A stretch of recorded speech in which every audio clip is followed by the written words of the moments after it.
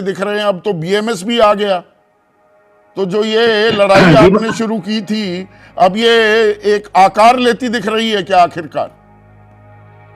जी बिल्कुल, आपको बहुत बहुत शुक्रिया और आपके चैनल को धन्यवाद। मैं और आपने जो बात कही बिल्कुल सही कही कि ये आकार लेती हुई दिख रही है, और इसमें जो लोग भी समर्थन करते हैं हम उनका धन्यवाद करते हैं। लेकिन इसमें एक सवाल मैं जरूर उठाऊंगा कि ऐसा ना हो कि वो सेफ्टी वाल का काम करे। ये थोड़ा सा सबको, सारे नौजवान जो एनपीएस के कर्मचारी, उनको ये है कि अचानक जोश जागा और अचानक लोग पहुंचे, तो इसमें कुछ ना कुछ तो खेला है। खेला उसमें क्या, मैं बता दूं आपके सामने।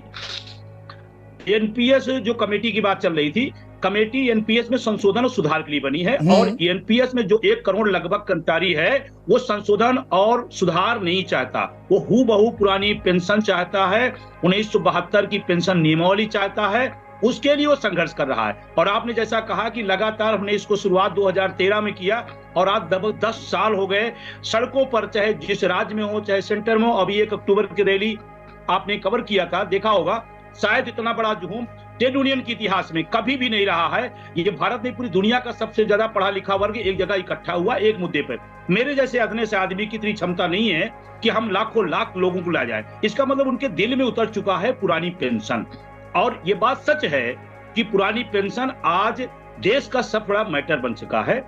अब सरकार किस तरह लेती है वो उसका नजरिया, लेकिन पर ये अपने आप में। नमस्कार दोस्तों, सरकारी कर्मचारी सियासत दाव पेच खेल रहे हैं और सरकार की तिरछी नजर कर्मचारियों के दाव पर है। अब देखना है कि जो 5 राज्यों के चुनाव है, ओल्ड पेंशन पर कर्मचारियों ने चोट पर वोट किए हैं, या फिर सरकार या भारतीय जनता पार्टी पुनः अपनी सरकार रिपीट करेगी 5 राज्यों में। आज के चुनाव राजस्थान में ओल्ड पेंशन पर वोट के जो चोट पड़ेगी वो कौन सी सरकार बनाएगी आप देख सकते हो, क्योंकि राजस्थान में ही पहली बार ओल्ड पेंशन को पुनः बहाल किया गया था विधानसभा में अशोक गहलोत मुख्यमंत्री जी ने। अब कर्मचारियों का फैसला पेटियों में पैक हो चुका है अपने मत अधिकारों के तहत। अब यह देखना है कि 3 दिसंबर को कर्मचारी के पक्ष में रिजल्ट आता है या सरकार के या भारतीय जनता पार्टी के पक्ष में रिजल्ट आता है।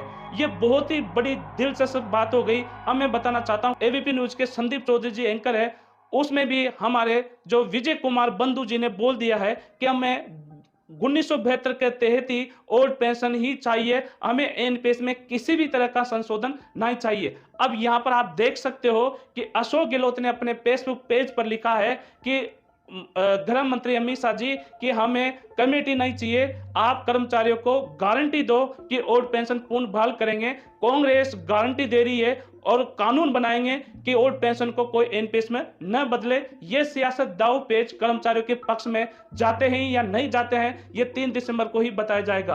परंतु विजय कुमार बंधु जी 10 दिसंबर 2023 को बिहार में सबसे बड़ा आंदोलन करने वाले हैं ओल्ड पेंशन के लिए। आपको बता दूं कि महात्मा गांधी जी ने सबसे पहले चंपारण बिहार में ही सबसे बड़ा आंदोलन किया था। उसी तरह से विजय कुमार बंधु भी ओल्ड पेंशन पुनः बहाल के लिए 10 दिसंबर को बिहार में बहुत ही बड़ा आंदोलन करने वाले हैं। मतलब सीधी सीधी बात कहा जाए तो कर्मचारी और सरकार या भारतीय जनता पार्टी के सीधी टक्कर है। और 2023 में जो फाइनल मैच होगा कौन जीतेगा, इसका जो सेमीफाइनल रिजल्ट है 5 राज्यों का, वो 3 दिसंबर को बताएगा कि फाइनल में कौन जाएगा। तो ये बहुत ही बड़ी सियासत है। सभी की राजस्थान में मत पेटियों में अपना ओपीएस के पक्ष में या फिर भारतीय जनता पार्टी के पक्ष में अपना मत हो चुका है। कौन सी सरकार आएगी, क्या ओल्ड पेंशन पर कर्मचारियों ने चोट पर वोट दिए हैं, यह भी देखना बहुत बड़ी बात है।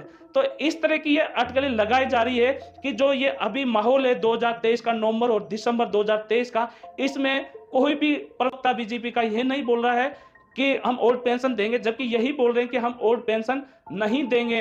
परंतु 2023 के 3 दिसंबर को रिजल्ट आएगा, उसके बाद में सियासत कर्मचारियों के पक्ष में जाती हुई नजर आएगी, क्योंकि उसके बाद में भारतीय जनता पार्टी और सरकार में जो नरेंद्र मोदी के नेतृत्व में सरकार बनी हुई है वो बिल्कुल ही घबरा जाएगी कि कर्मचारी जो हक और अधिकार की मांग कर रहे हैं वो देना बहुत ही जरूरी है, नहीं तो हमारी सरकार वापस बहाल नहीं आने वाली, कभी भी नहीं आने वाली। इसलिए कर्मचारियों की जो हक अधिकार ओल्ड पेंशन पूर्ण बहाली दिया जाएगा। पर अमित शाह जी कह रहे हैं कि हम इस पेंशन के लिए हमने कमेटी बनाई है, परंतु कमेटी तो मार्च 2023 में 7-8 महीने पहले ही बना दी गई थी, परंतु उसका अभी भी कोई फैसला नहीं आ रहा है। परंतु सरकार चाहती है कि ना ओल्ड पेंशन मिले ना एनपीएस मिले, हम बीच का संशोधन निकालेंगे कि जो लास्ट की सैलरी होती है उसका 40 से 45 जो प्रतिशत होता है पगार का वो हम आपको देंगे। परंतु जीपीएस इसको कहा जा सकता है। जीपीएस का तो आप समझ ही गए होंगे कि जो गारंटेड जो पेंशन स्कीम है वो है कि डीए जो बढ़ता है हर साल वो डीए नहीं दिया जाएगा, केवल जो सैलरी होती है उसकी आधी सैलरी का ही 40% या 45% दे सकती है। परंतु ये सियासत जब उल्टेगी जब 2023 का 3 दिसंबर का रिजल्ट आएगा और फाइनल 2024 में कौन फैसला करेगा। अब मैं बताना चाहता हूं कि एबीपी न्यूज पर संदीप चौधरी जी जो एंकर है के द्वारा यह मुद्दा बार बार उठाया जा रहा है कि कर्मचारियों को ओल्ड पेंशन जो बुढ़ापे का सहारा है, बुढ़ापे की सुरक्षा है, बुढ़ापे की लाठी है, ओल्ड पेंशन कर्मचारियों को क्यों नहीं दी जा रही है। यह बहुत ही बड़ा सियासी मुद्दा बनता जा रहा है, जिसमें विजय कुमार बंधु जी भी शामिल थे। विजय कुमार बंधु जी ने कहा है कि हमें एनपीएस में किसी भी तरह का कोई संशोधन नहीं चाहिए, हमें अगर चाहिए तो केवल 1972 के तहत जो कानून में ओल्ड पेंशन है वही हमको चाहिए। तो ये सियासी आंकड़े अभी तो यही बतला रहे हैं कि ओल्ड पेंशन सरकार नहीं देने वाली, पर 3 दिसंबर 2023 का रिजल्ट ये आपको आकलन आपको बता देंगे कि 2024 में ओल्ड पेंशन मिलेगी या नहीं मिलेगी। और कर्मचारी के पक्ष में एक और मैं बात कहना चाहता हूं कि यही मौका है, जितना आप संघर्ष करना चाहो वो कर लीजिए, आपके पास 2024 का बहुत ही बड़ा सुनहरा मौका है। फिर मिलेंगे अगले वीडियो में, जब तक जय हिंद जय भारत।